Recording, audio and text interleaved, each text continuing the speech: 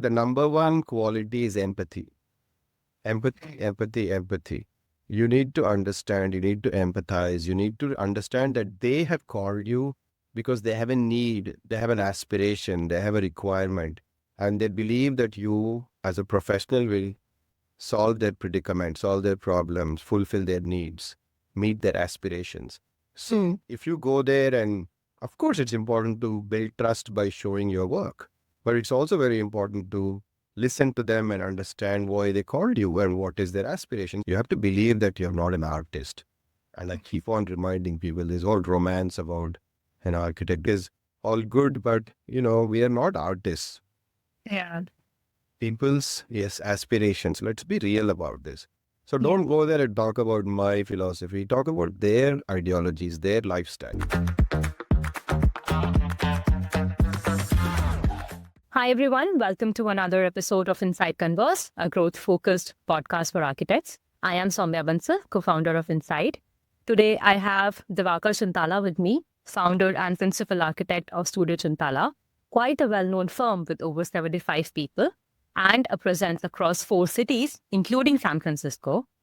I'll circle back to you, Diwakar, in a bit. I'll quickly explain today's theme to the audience. Today, we are addressing the common challenges with respect to the clients every architect have faced and continues to face. This episode is a part of our Business of Architecture series. Viewers, please feel free to navigate to the past episodes.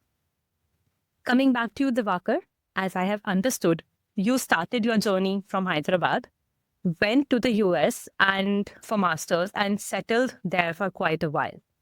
You've also worked with big shots like SOM and Gensler, and Gensler brought back to you in India, right?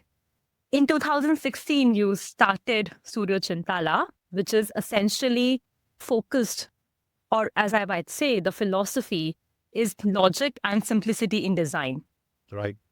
I hope I have summarized your experience correctly. Yeah, I think that's pretty much winds up the story. But yeah, I studied in India. I didn't work in India before I went off. Back then in the 90s, it was fashionable to just go right out of undergrad to grad school.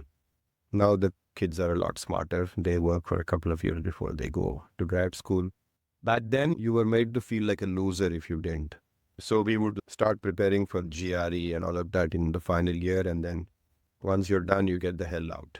So yeah, I left in 1993, 94, did my master's for 2 years. Then I worked in the Midwest, then moved to the East Coast, worked in Los Angeles, then worked in San Francisco, notably for 8 years at SOM. Then I worked at Gensler in San Francisco, which is when Gensler wanted to open an office in India. I put my hand up to help set up Gensler's office in Bangalore because there were a lot of clients we were servicing in Bangalore, most the tech IT companies. So I moved to India after 20 plus years in the States to help set up Gensler's office, and we were doing some good work with large corporations like Novartis, Coca-Cola, Accenture, all the big IT companies, the multinationals.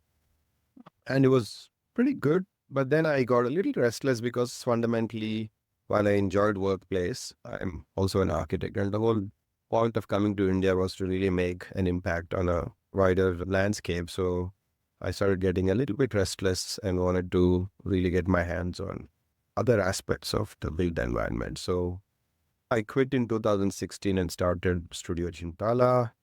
We've been doing this for a good 8 years now, just about 8 years.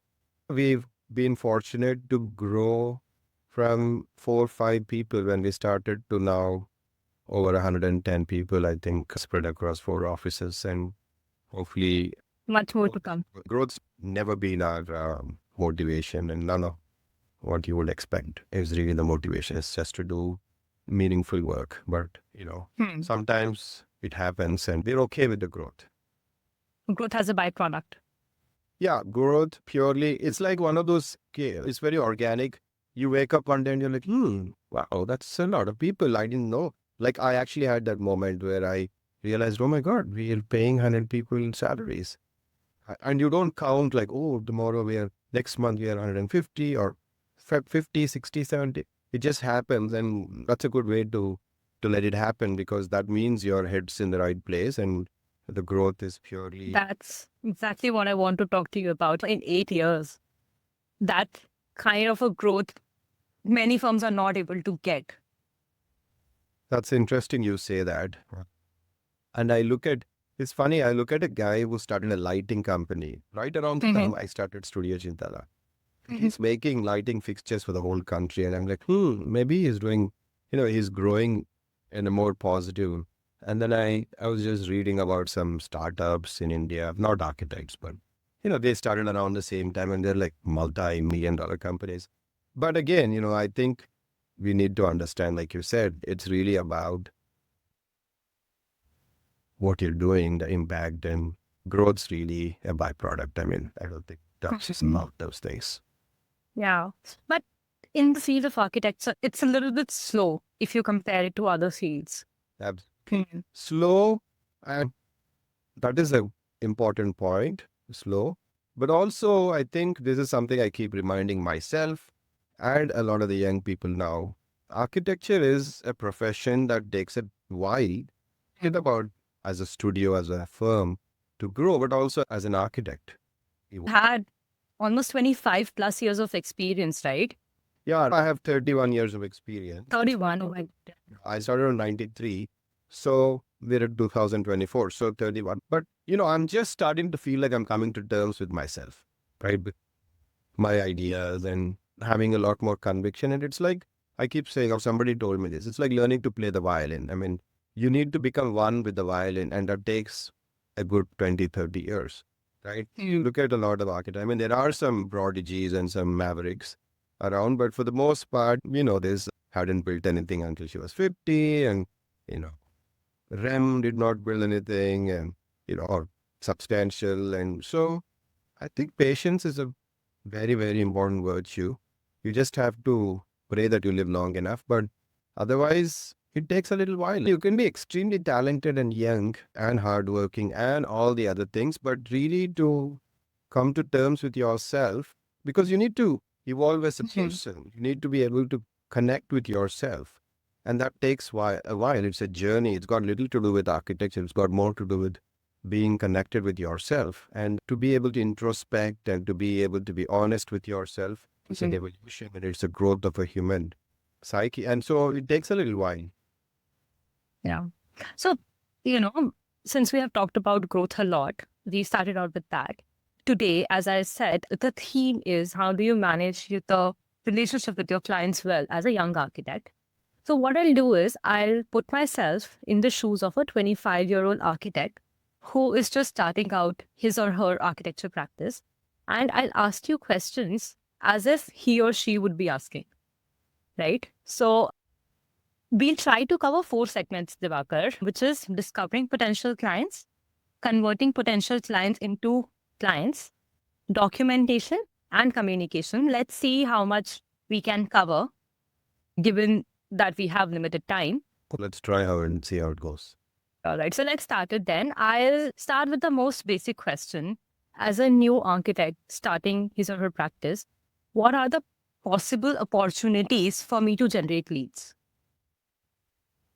I mean, I think important question. I think one of the things I would like to say off the bat is, and I feel very strongly about this now. When I was a young architect, I always fantasized having my own studio, and, however, I didn't, right? I took me I was well into my 40s before I started my own studio. And I look back and I actually think that it was not a bad thing, because architecture is a profession that thrives on the notion of an apprenticeship, right?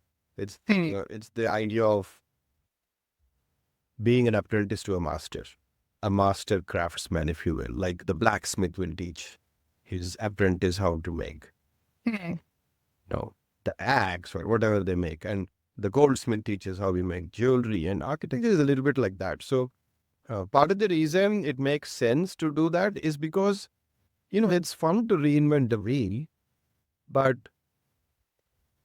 if you can learn from somebody that's already made mistakes and you're able to learn what you shouldn't do, it enables you to do more because you can leapfrog. You don't have to learn everything by making mistakes. So I'm a strong believer that it is very important to enter the profession because you can be very talented, you can be very enthusiastic, you could be in college and been bubbling with energy and you're just waiting the hell to get out and start your own studio or firm, whatever.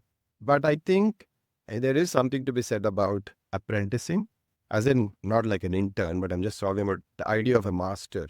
Find a good master, architect who you can trust, believe, who's reasonably wise and smart and meaningful. He's not driven purely by money, and somebody who's talented, and work with them for a little while. And that'll teach you a lot. I'm not talking about 20 years, 30 years, maybe even a few years, because at least you'll know what not to do even if you don't learn what you should do. So even a mediocre master sometimes is okay. It's like the Shaolin, the Kung Fu. Master, tell me what to do. Go get some water from the village and come up the hill. You come up the hill and then he pours it down the hill and you're like, whoa, why did you do that? I was like, that's what the master does. So I think there's a certain amount of truth to that, this idea of learning from somebody who's been there, done that. Okay. With that said, I mean, I wanted to get that out of the way. But with that said, I think it's really important to understand where your projects will come from and how do you generate leads. I think, leads can come from anywhere. I think if you Google phrases like, how can I generate leads as an architect, there's a lot of information. And I think throughout the conversation we're going to have today, I'll try and not give you the Google version because, oh, go to parties, go to LinkedIn, blah, blah, blah, social media. All that is pretty much out there. Yeah. Anybody with a computer can get all that information. So I'm not going to tell you all the obvious stuff, which, to be very honest, I haven't done any of that. Okay. So I have to speak from my experiences and I have to be honest about it. That's exactly what I'm looking for. So, see, there are two types of outreach, okay? And I'll let the other architects speak for themselves when you ask them, but I'll tell you what we've done. There is one, the way we approach marketing, because this is really a marketing kind of question, is you can either go and blow your horn and reach out as many people, which helps. If I go to give a talk, if I go and do an exhibition of our work, if I go to a college and do a thesis review and do all of those things, there are a lot of avenues, LinkedIn and Instagram, a lot of social media, go to parties, go to forums where there are startups, networking with CEOs, all those things. I mean, it's common sense. And I think if you ask anybody, they'll tell you that in any profession, really. But the way we look at marketing in our studio, marketing as in getting new business, reaching out to people, is we don't ever go out of the way to talk about ourselves. We put our head down and we work hard. Because what we've learned is you can talk. I did 21 years of work in the States. When I came back and I thought, oh, I worked at SOM. I did the world's second tallest building. I did this, I did that. I thought, oh, piece of cake. Nobody cares. Nobody gives a damn. You start from zero. 2 years to learn that and shut up and be humble. Because I said, I'm the Mercedes-Benz. I will charge this and this is who I am. It doesn't matter, right? People want to see what you've built. But how do you get that first project started? Yes, started. I think that all of us know an aunt or an uncle who wants to do a house, right? We start with that. Or your neighbor who's a panwala and you see that his pan dabba is all falling apart or whatever. I mean, I'm not joking. I'm actually being pretty serious. As architects, we need to build. And I think the time that you invest in building is more meaningful an investment because I am happy to do work for free even now. I'll tell you why. Because it's a privilege that I'm able to design for somebody, right? Somebody is trusting me with their built environment and I'm able to design. I'm not saying we should do that. I'm just being fictitious a little bit here. But every project for me is my best marketing tool, right? However small it is. If I'm designing a spoon for my mother, That's a marketing tool for me. So I would rather let my work speak and garner more business for me than to invest the time and energies in going to parties and smooching and investing in quote unquote advertising, marketing, so social media. I think there is a certain amount of respect you earn when you actually have tangible work to show. Yeah. Even after all the years I worked, I did some crazy ass work, big projects that I saw, and we used to work 16 hours a day. All that counted for nothing. It's from ground zero. Okay, people will say, oh, wow, that's amazing. Oh, I was a design director at Gensler, the world's largest architecture. Oh, good to meet you. But they want to see what you put on the ground. Words mean very little. Yes. Now, your question is very relevant and meaningful. How do you even get that first building to start? Just get your hands on anything. Okay. If you have a little, I remember an architect, there used to be a guy selling momos in front of our office. This young architect went to the guy and said, Bhaiya, you sell momos all day, but looks like you don't have a good stand. Can I design one for you for free? That's the kind of entrepreneurship you want to show. And it's on Main Street, it's on Main Street and people are going to see it and they'll put a smile on their face and somebody might say, hey, that's clever. Who did that for you? And here's the phone number. And you got your second project. Then you got your third. But Be creative. be creative. A lot of time, like in the beginning when I started out in India, I was like, oh, I've done like tall buildings. I've done super tall buildings. I'm not going to build no matter what. Even if it's a piece of furniture, build it. If that will get you more respect than anything else. A lot of talk is cheap, right? You can talk. But if you can show a client, because ultimately clients have to put their faith in you. And if you see something that you built, it's standing and it's not falling apart and people are thriving in it, that's more leverage than anything else you can. So, yeah, again, I still understand your question. How do you start? Start small. I even tell you, if somebody is giving you a project but not paying you as a fresh architect, because they are not evil, but because they don't have the money, it's okay. It's okay, build it, because it's a privilege to build. Build it well, and that will get you the multi-million-dollar project. There's no other way, I'm sorry. If people tell you, you can go to a party, go to this seminar, that seminar. People have to trust you with their 20 lakhs, 40 lakhs, 1 crore, 10 crores, whatever. They have to trust you.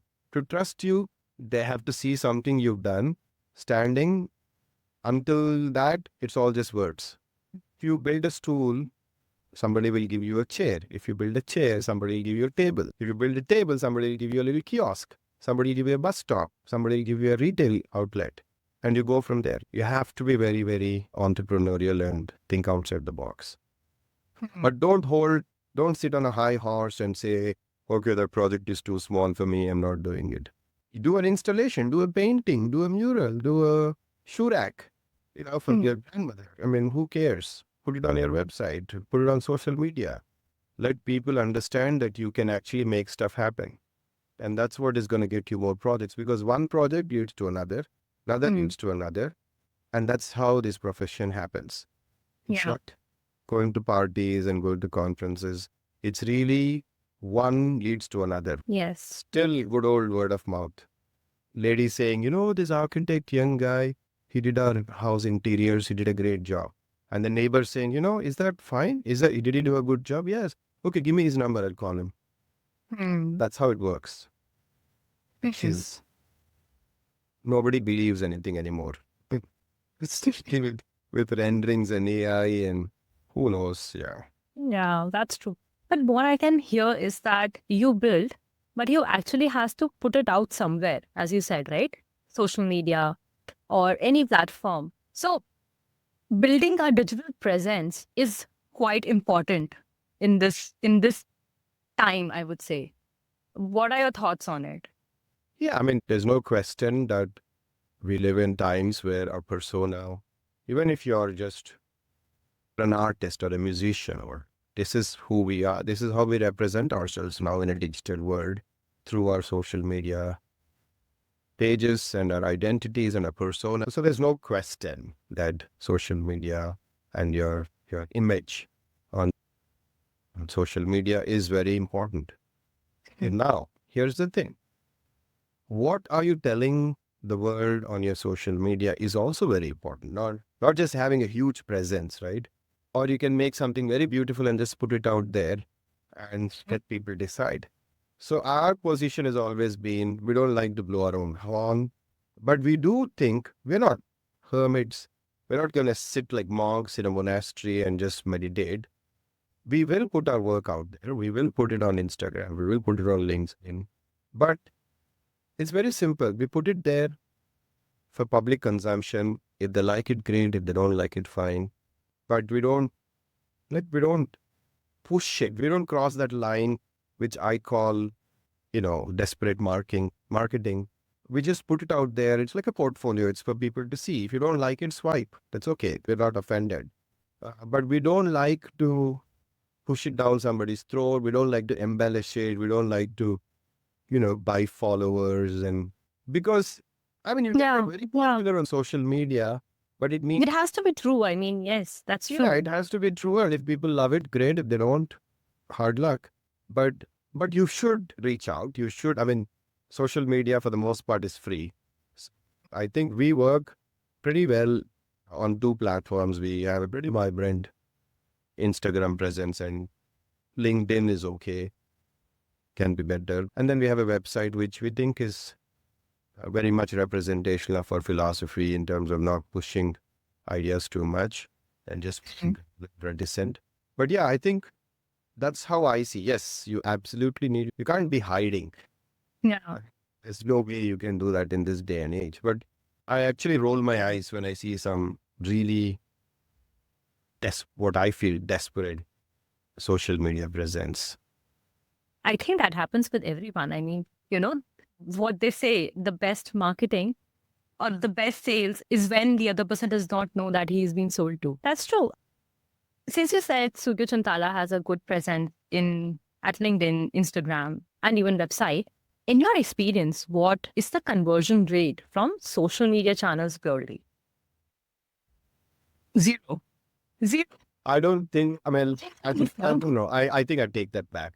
Social media, as in Instagram, would be zero, but Instagram is great because a lot of young people are on Instagram and we get a lot of SMS. Comments. You're only as good as your team. And to that effect, because we have an active audience of young architects or students looking at our work, they then learn about what we are doing. Then they aspire to join us and they apply to us. So it's good. It's a good thing. Okay. Project leads from Instagram, we get calls, but nothing converts into projects. Okay. Nothing has to date. Because I sometimes ask them, hey, that's nice you called us. Where did you find us? And they say, oh, we saw your Instagram page. Why do you think that happened, Diwakar? Because I have got another input like this, exactly the same input, that we get a lot of call, but those leads do not get converted into clients. Why? Yeah, because I think it's about the platform. Instagram, LinkedIn, on the other hand, I think is much more effective because LinkedIn is where the grown-ups are. Okay, now I understand. Instagram is more younger crowd and it's the demographics really. And it's more sort of fun, swipe and see pretty pictures. And some of our most meaningful projects get like 100 likes. And some of our silly interiors with bright colors. Yeah. Likes. Yeah. Aesthetics and all, yes. Yeah, we worked on a project for 3 years, 10 days, sacrificed personal time, fought, argued, sweat, blood. It doesn't show. But if you put an interior and paint it yellow, you get a lot of colors. A lot of hits. So Instagram is a little bit visual and a little more, fun. But I think as we talk about LinkedIn, I think there's a lot more people who are in a position to actually commission projects and they are CEOs and, whatever, people building houses or whatever. I think we've gotten a few leads from LinkedIn. Not leads, but people will call you and say, I'm watching you on LinkedIn. You guys are doing great work. And That's and lead. that's not deep, but I think then they say, I'm going to recommend you to this person. So I have reason to believe that LinkedIn's actually, you can't sometimes pinpoint where you got a project from, but LinkedIn definitely gives you a for us, it gives much more visibility because the kind of projects we do are not, I mean, we do everything, but I think a lot of the guys that call us are people who take things seriously, and for them, LinkedIn's been a lot more productive for us. Our website actually has yielded in more than both of these, I think. People, we've only now in the last 2, 3 years gotten phone calls people we don't know, right? Usually it would be like, hey, this person, you did this house. I like the house. Will you do mine? Or we love what you did for this office. Can you do ours? It was like that for the first 6 years. Last couple of years, it's still like that for the most part. But every so often, every month or so, you get a call saying, I saw your projects on your website and maybe just saw it on LinkedIn Yeah. on the website. Because at the website, we talk about the work and, we talk about the process and all that. So it's very nice to know that we're getting calls from people who don't know us or haven't heard of us from some other friend. So I think that's a sign that I think you're now in the next level because people are able to see your work online and say, this work is good. Let's reach out to them. So it's just starting to happen the last 2 years, which is very, very nice to experience. Is there a way you track how many leads you get from which platform? Yeah, I mean, it's pretty straightforward. We're not doing 1,000 projects. We are doing probably 70 projects. And it's not hard to know all your clients and know everything you need to know about them. So we know which one came from where. Like we're just starting one office building, which we clearly know is from our online presence. Our client reached out to us and said, hey, I've been watching your work.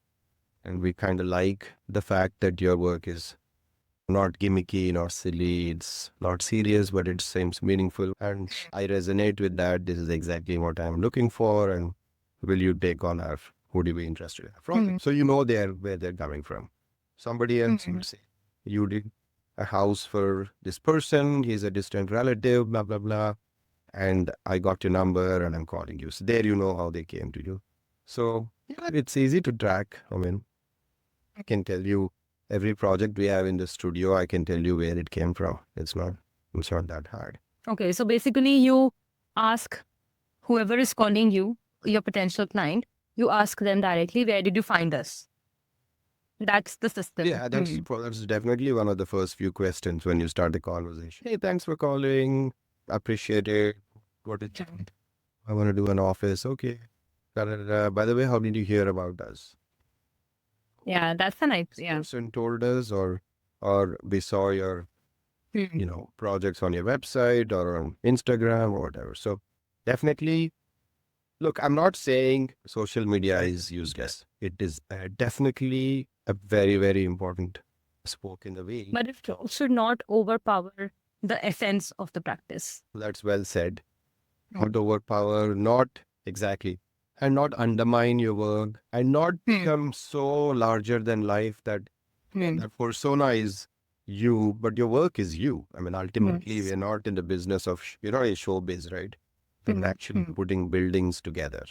So that, I think there should be that seriousness. So if I were to summarize this, start building whatever you have, even the smallest of the project you get, even if you have to do something for free, you have to understand if it's coming from a evil sense or if right for you. Build that. Don't be a hermit. Don't hide. And put your work out. Build a digital presence because we live in a digital age. Social media channels work for someone. But for example, Instagram might work for Gen Z or the newer demographic. But if you are a young startup who has already done some projects, maybe LinkedIn might be a better solution for you. Building a website is essential as far as I can understand. Yeah, that's like your home. So, home. But I just want to clarify something. I don't want to be unpopular for saying do work for free because I know that's a hard. Yeah, definitely. Nobody is, I'm never, I mean, it's painful if you put your heart and soul and somebody doesn't, because Don't get cheated. don't get cheated. But if somebody, like we had a carpenter, right? His name was Raju, and he was, hardworking carpenter. Somehow he managed to buy a little plot in a slum, and he's like, pay you 5,000 rupees, bana dena bana dijiye. Like he can't afford you, but he's saying, sir, आप जो बनाएंगे हम उसको आप जो design करेंगे हम बनाएंगे. For me, that's like, Arey Raju, don't worry, I won't take any money. Just follow what I say, and I will respect your budget and all that. Please be true to the design, and that's fine. It could be your best project. But you need to pay for your dinner and you need to be self-sufficient. But that building can lead you to another building, which presumably will pay you much better. So I think the opportunity to build, when it comes along, grab it. Don't get cheated. Don't get disrespected. But Yes, that's true. it will help you build. It's a marketing plan.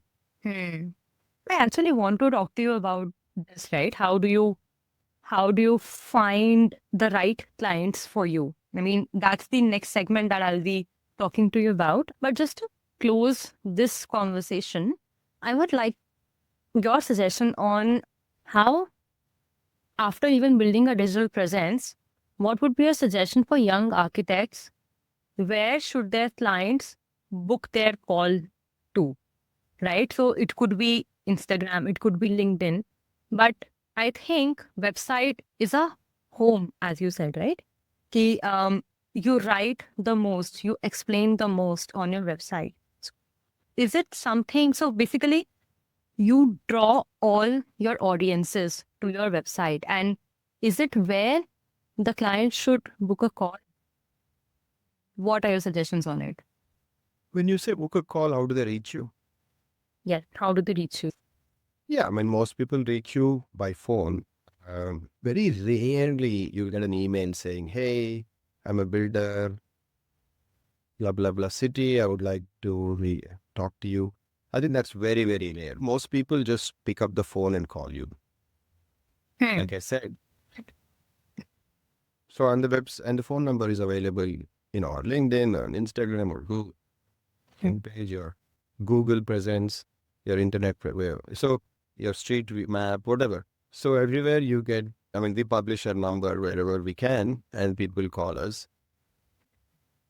No need to bring everyone, like draw everyone to the website first. Not necessary, because I think, see, if I just Google any firm in the country, Google will give me their address, phone number, and website.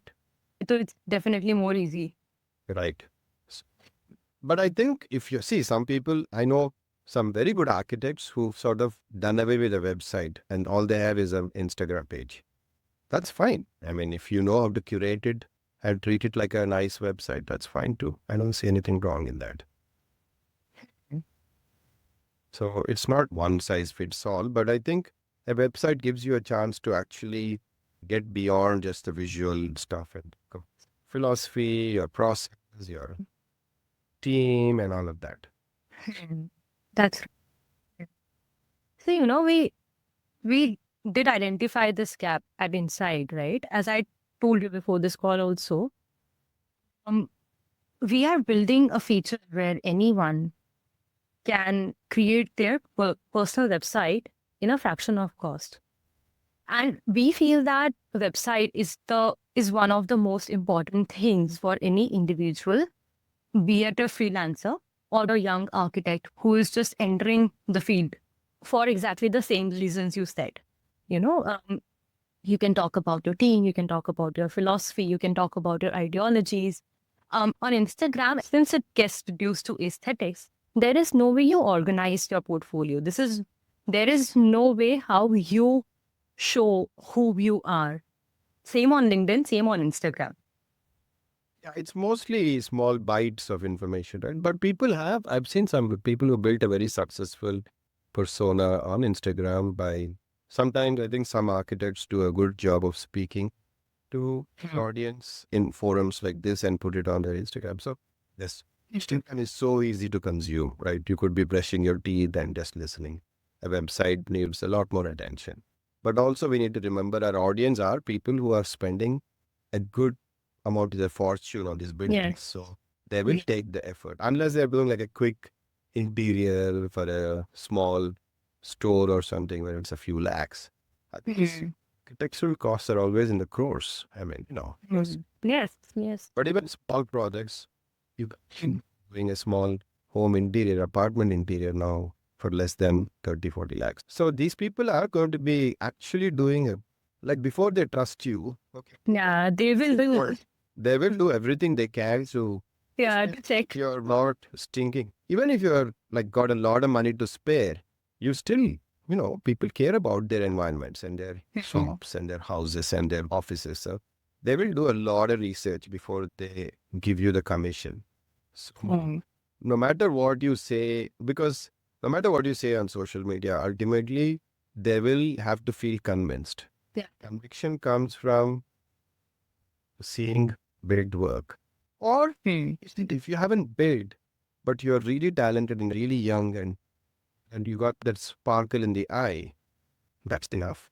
So the second thing that I want to talk to you about is how do you convert potential clients into actual clients? So the first meeting, right, with the client is one of the most important things because it is where you actually talk for the first time. It is where you actually communicate.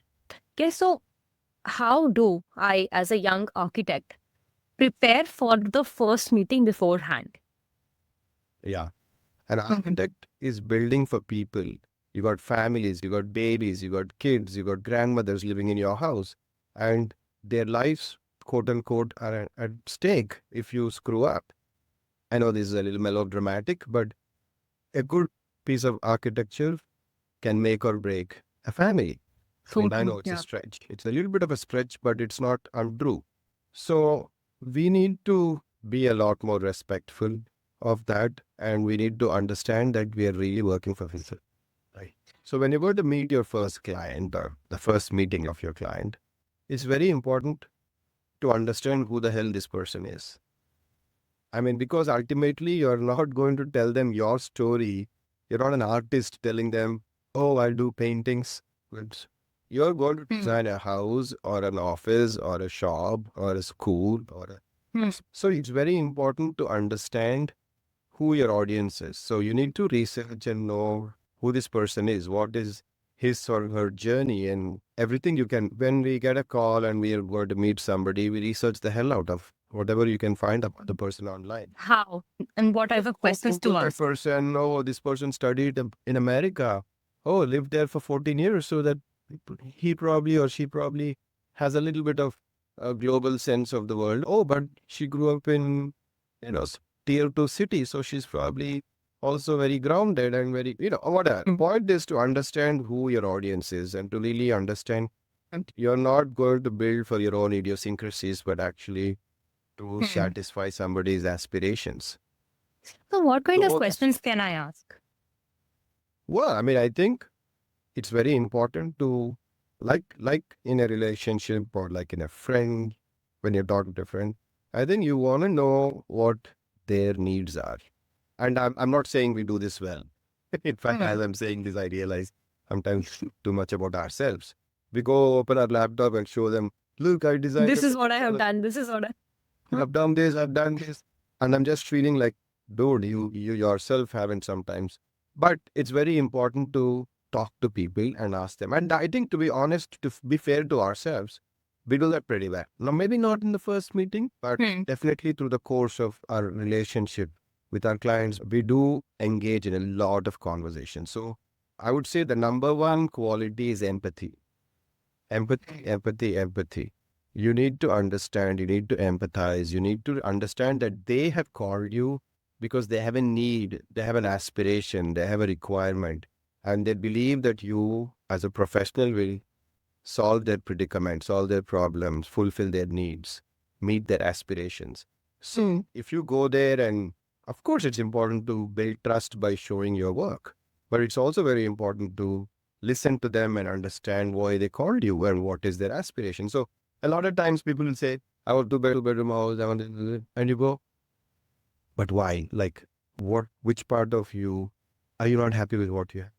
So it's important to understand them as human beings, right? You need to probe a little bit to really get to that human, take out the layers and get to that humane aspect of them and really connect with them on that level. Because ultimately, what matters is for them to know that you're on their side. It's not like you have some agenda and your own creative to fulfill here. You're purely there to help them realize their dream, right?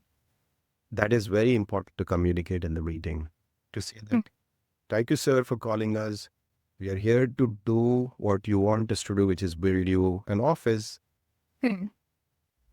We ask questions like, why do you want a new office? And they go, because our old office is already, not collaborative. Okay, I understand. So, what is collaboration to you?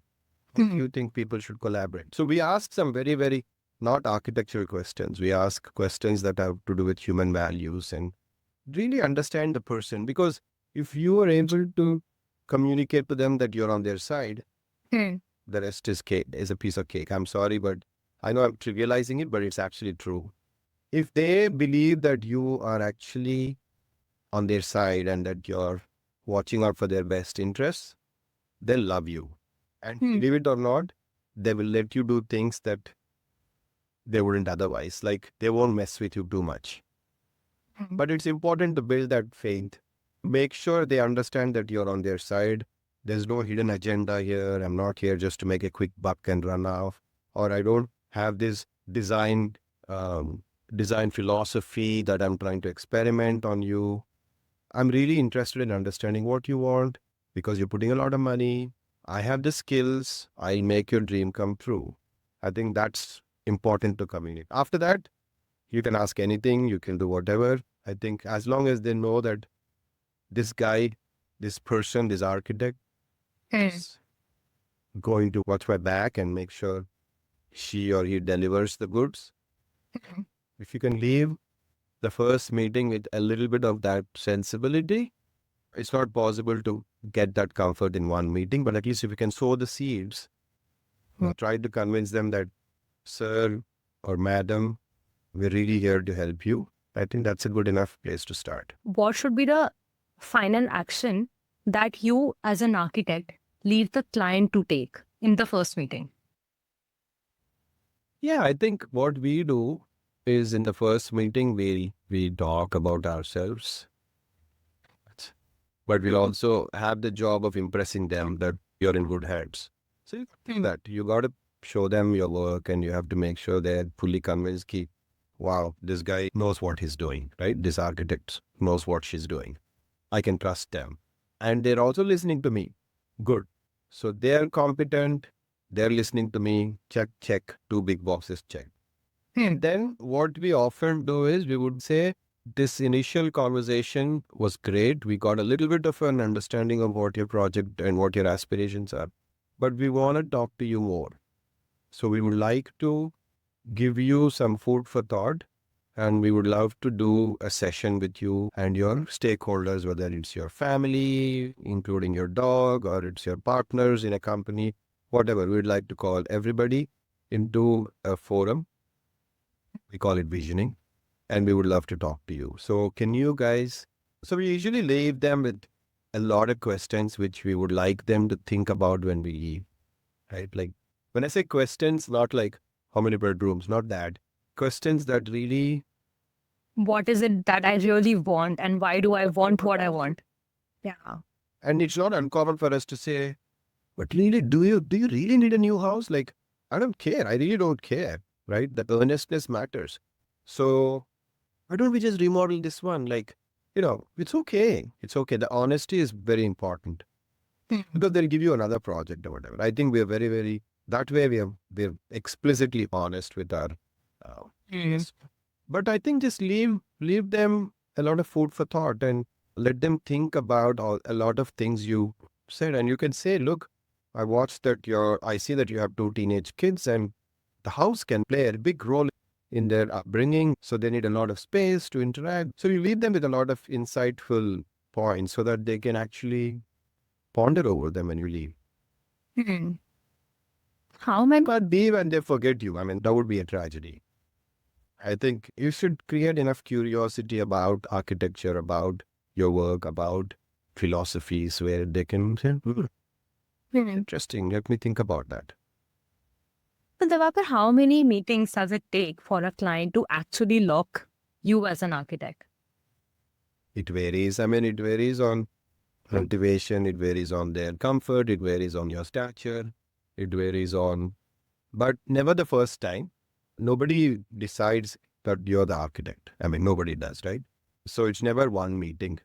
It's not like love at first sight, although they love you in the first one or hate you because you've said all the right things. And it's easy to make somebody like you if you're aware that you're building their house and not your own dream here.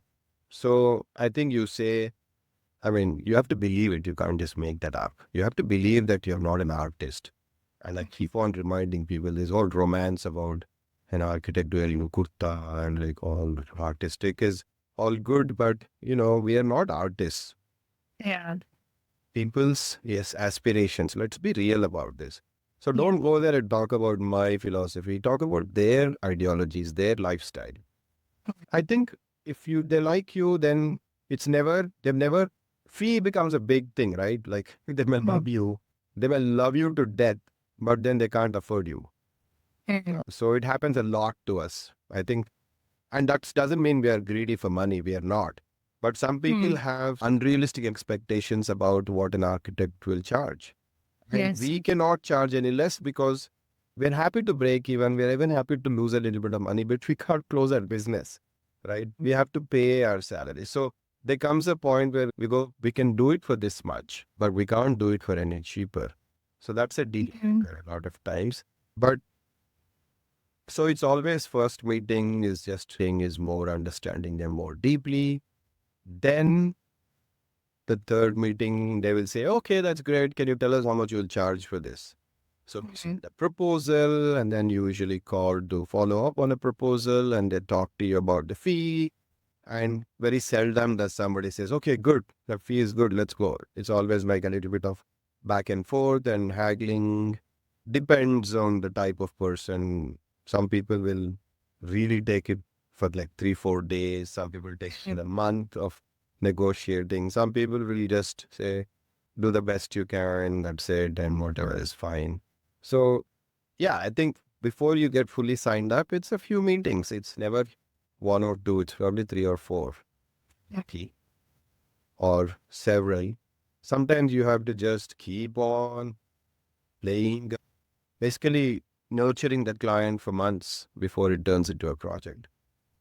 Does that happen for even the smaller ones? Not the smaller ones. But there are some people who will talk to you for months before they even built anything. They'll send you Pinterest pictures, they'll send you their, other pictures, they'll send the pictures of their friends' houses and keep on talking to you before the project even comes to life. I mean, like you imagine you bought an apartment and it's not ready yet, but you want somebody to do your interiors. And they prolong the conversation for months, talking about what they like, what they don't like. So it happens sometimes. It's okay. But it does become a little difficult to entertain these type of clients. I mean, they can come across as people who are not very serious to hire you. So, I mean, as a young architect, where should I draw that line? Yeah, that's a good question. I mean, we've been victims of that. The first 2 years, oh my goodness. Like, Why would you say that? if I sound stupid, I am stupid. But, we're good architects. We're not great businessmen. They're sort of mutually exclusive. You can't be a shrewd businessman and be very good architect. I think that's the nobleness that comes with our education.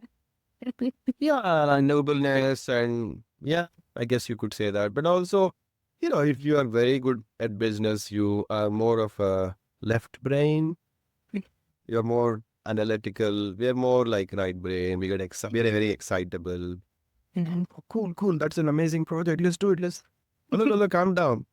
Can they pay you? Talk about it. Yeah, because I mean, we get excited. We're so excitable. I don't know. It's really amusing that we are so excitable. The chance to design something gets us so excited. Sometimes we're not thinking about the tangible, practical, pragmatic things. If the client is just, keep sending up and prolonging the conversation. They do that. How did that happen? Because unfortunately, it's really sad that there's a lot of dishonesty. It's sad because a lot of clients think that you can spend days drawing and they can take the drawings and not pay you. Or you can just sit there and talk to them unendingly. I think part of the reason is they don't understand the amount of work we put in to generate an idea or a concept. So they think, "Arey, yeah, what's the big deal? I just talked to you for a little while. Yeah. I asked you to give me some thoughts and ideas." So I think we have been victims of that. It's very hard to tell because you're so desperate as a young architect and you don't want to let go of a chance, even though you see a few red flags and you're like, this guy is talking and talking and talking, but nothing's turning into a project. But then that glimmer of hope is like, maybe I should give him a little longer leash. Let me wait for another 2, 3 meetings. So it's really a personality thing. If you're one of those people who can pull the plug and say, enough, I think I'm not that kind. I'm talking and talking and pretty greedy, I think, when it comes to projects. So I'm like, everybody around me is saying, client is not going to build. And I'm like, it's okay, let's give it a shot. Even a 5% chance is good enough for me. When I say greedy, I'm not greedy like that, but I understand. I love not to lose an opportunity. So I'll talk and I'll humor them for as long as they want to. But what happens is, as you get more serious, this is what we haven't gotten much smarter, by the way, over the last few years. It's just that the people that you attract more serious people, more meaningful people. That's all. I think the not so serious ones stay away from you. As you start building, That's true. I can't mess with this person. So I think even now I'm ready to get tricked. Yeah. But I think luckily for me that I don't get that many tricksters reaching out to me anymore because they're like, okay, let's not mess with this guy. I think that's what's happening because I'm still gullible, I'm still stupid, but fewer people take you for a ride. Of course, you start smelling it from a distance now. You know that this is all talk, no action. You can sense that. So can you suggest a rule of thumb for the younger ones to identify that, maybe after 3 meetings, if the client is not coming into tangible. Yeah, I think again, I'm not the king of this thing, so it sounds silly when I say this, but I think if I would tell myself this, like you can be very honest and say, look, ma'am, I'm enjoying the conversation we have. It's really amazing. In fact, I'm learning a lot from you. It's so interesting to learn about your life. But to be very honest, all said and done, I would love to understand where this is going because it takes an inordinate amount of effort for us to involve ourselves in these conversations. And with all due respect, we understand it's very important for you to also understand us, but like to know how do we take this to have a meaningful engagement. Because I hope you appreciate that we also have a business to run and we also have people to pay and ourselves. I mean, you can be respectful without being without being admonishing. You can very nicely say that you would really like. I think one should. And I'm not the one to be saying this because I don't. And people tell me I should. But I think you should.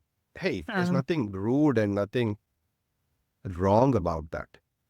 Really honestly saying, look, I appreciate the conversation, but it would be really nice to know where this is going. I see nothing wrong in saying that. But I can't always get myself to say that. I'll be very honest. But I think it was people will respect you more if you say that. Sometimes I've also noticed, and this has happened with me also personally, sometimes client would call you for a meeting, maybe in their office, or sometimes they do call you even on their sites, right? Without hiring you, they would ask you for suggestions. I mean, as a young architect, it's okay to give your suggestions just to show that you have that knowledge, just to gain that trust, right? But how do you understand if that's not coming from an evil perspective? Yeah, it's hard again. It's your instincts. I think some people are very good at judging people, some people are not. Uh, I believe I belong to the latter. But I think you need to be very careful. You need to weigh the pros and cons. If it's a big enough project, and you will understand if they're talking to three architects, one out of three is not bad. You can invest a little bit of your time and effort. It's an investment. The more I see, I'll see. So you have to be smart about, okay, he's talking to 40 architects and I'm one of them and he's calling me to the site every week. I think there you would probably want to be much more careful. But if they're talking to three architects, you're one of them, it's a large enough project that will make a difference, then it's okay to humor them a little longer and understand. And, but it's really an instinct game, right? I mean, it's chicken and the egg thing. I mean, let's say you put your foot down and said, sir, I've come here 4 times to the site and this is not going anywhere.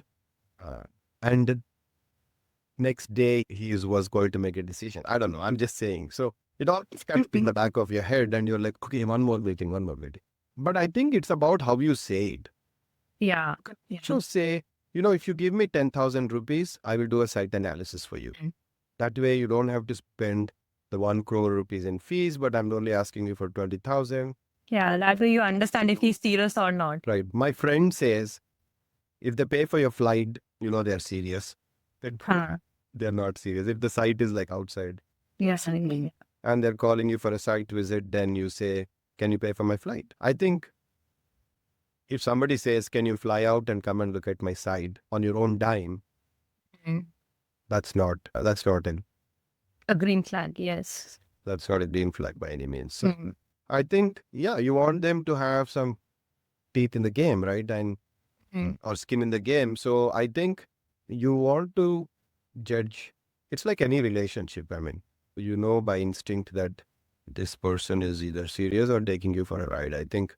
But again, it's easier said than done because you're so desperate for that work that you're willing to put yourself out there and take a little more risk. So it's really a personal thing. Some people are very cautious. They're like, enough's enough. I'm done. I'm not giving you one more meeting. Some people are like, let me do it one more time, maybe. So how can you tell somebody? It really depends on how. But be mindful. I think just like any relationship, a client and architect's relationship has the same dynamics. Can you give a list, maybe? Basically, how do I, as a young architect, find red flags in a client? Is there a rule of thumb? Is there a list that you look for? I think there is no list. There is no list. But I'll tell you what we had at Gensler when I was the design director there. It was a very interesting thing. The world's largest architecture firm. And not just Gensler, all large firms. I don't know in India, but the ones I worked in the States. You have a form you have to fill. If you've got a marketing lead or a business lead, there's a form you need to fill, which essentially is a very dispassionate list of questions, right? And then you score it. It's called, I forget what it's called, but essentially the score will help you understand if this is a problem or not. So it's like, did they build before? Do they have the funds? Where is the funding coming from? If they're taking a bank loan, who is the bank? And what is their portfolio? Have they built other buildings before? And what is the timeline? I mean, there's a lot of tangible questions. The score 80 out of 100, you go after it. 70, you don't. It's like, that's it. Very, very cut and dry. Very objective. But for a young architect, that's not how it works. There's no checklist. You're saying, okay. It's more of instinct. Instinct. It's really instinct. It's your desperation. It's your personality. We made a lot of mistakes. You do them again, yes. Because some of those things turned out to be projects. Some of the risks taken paid off, right? For example, somebody asked us total of a villa, Hmm. a small villa. But everybody said, why would you do a remodel? First of all, remodels are a pain in the butt. And you have to break things, and there's all kinds of surprises. And then the client is yelling at you. Everybody's yelling at you. Hmm. But I said, look, the neighborhood is full of CEOs and high net worth individuals who are industrialists and all that. It's okay if I go through a lot of pain. And the fee is twiddly little sum. It's okay to investment. Because people are going to stop and say, hey, that first looks good. Who did this? And the phone rings and they say, can you do my factory or can you do my office or whatever? So instinct. Yeah, Right? that's fun. Yeah. And so it's an investment. It's like an advertisement. It's like a billboard. You have to pay for a billboard, right? Get a advertising hoarding, you have to pay for it. It's like that. Yeah. Somebody's allowed you to put a whole. At least you're getting money for this one. Yeah, maybe just enough to, maybe. At least to break even. Yeah, if you break even, you're getting a lot of mileage out of it. If you do a good job, house will, there'll be, and to be honest, that's how it worked for us. The neighbors saw it and they like gave us another project. Somebody else saw it and they said, I'm doing a high-rise building. I liked what you did there. Can we talk? Happens. Okay. And what would you suggest the best practice would be to follow up with the client? So suppose after the third meeting, the client has still not locked an architect in. What would be your suggestion for the young architect? How they should follow up? I think, look, you have to be both serious because you need to communicate that you're very much a professional and you're not just here to be, taken for a ride. So that's very important to communicate. And that comes with a certain amount of professionalism in the way you present yourself. But you also want to not give them an ultimatum because in India, I think a lot of people misunderstand professionalism for arrogance, right? It's a very fine line. If you say to somebody, can you tell me by tomorrow 5 p.m. whether you are going to work with me or not? They will say, wow, this guy is arrogant. Yeah. But if you say that in America, they'll be like, okay, fair enough. I think that's fine. We will make up our mind by 5 p.m. and tell you yay or nay. In India, it's considered arrogant. Yes. So it's like, how dare you give me a deadline? One will definitely lose a client that way. Yeah. So it's you're treading on very fragile grounds here. And you won't be able to, I think it's all comes down to how you say it. I think some people are very good at saying some really stern things in a very nice way. So I think that's the skill one needs to learn because you don't want to piss off a prospective client. But at the same time, you want to watch out for people who are not serious. So I think to be able to say it in a way where you're respectful, hopefully you can tell them that it takes a lot of effort for me to be doing this. With all due respect, I hope you understand. Yes, I'm young. I would die to do your project. Please don't misunderstand it. There's no intention to be arrogant here. I just want to know what the next steps are and I would really appreciate it. Yes, I'm desperate. I think to be earnest and honest is actually a good way to do it. Tell them, yes, I'm young. Yes, I'm new. It's new to the field. This project will mean a lot to me. If I get an opportunity, and trust me, I will do an amazing job with my heart and soul. But there's only so much I can do. I think ultimately people respond to honesty better than any other smarts. You can be smart, you can be clever, you can be wise, you can do honesty, just telling them, look, I'm getting a little scared here. We are doing all this thing, but I don't know. It's okay to be a little vulnerable. It's okay to put yourself out there and be honest. At the end of the day, people trust. An architectural project is about trust. Yeah, definitely. So if they see you being a little bit honest, but a little bit vulnerable, I don't think they hate you. I don't think they'll say, oh, this guy is honest. He's putting him out there. I don't want to work with him. Like, Interesting, very cute, I think. Yeah.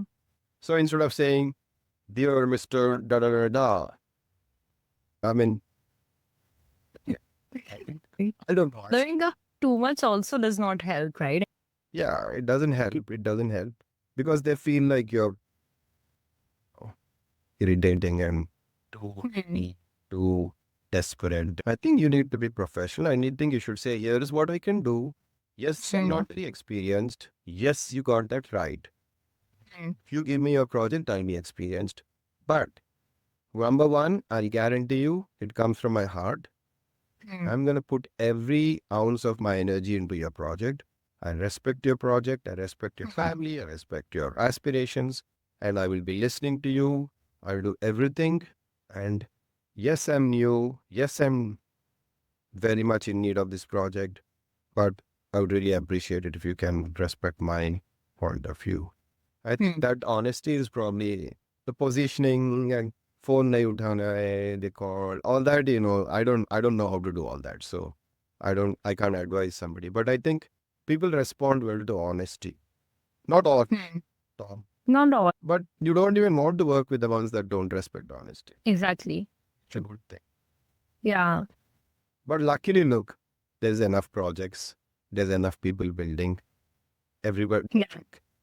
Key, see, all these skills, what I would say ultimately is if you really love what you're doing, when people stand at the Oscars and they carry the Oscar and say, a lot of dedication and devotion and blah, blah, blah, my mother and my father and all these people are not bullshitting. It's true.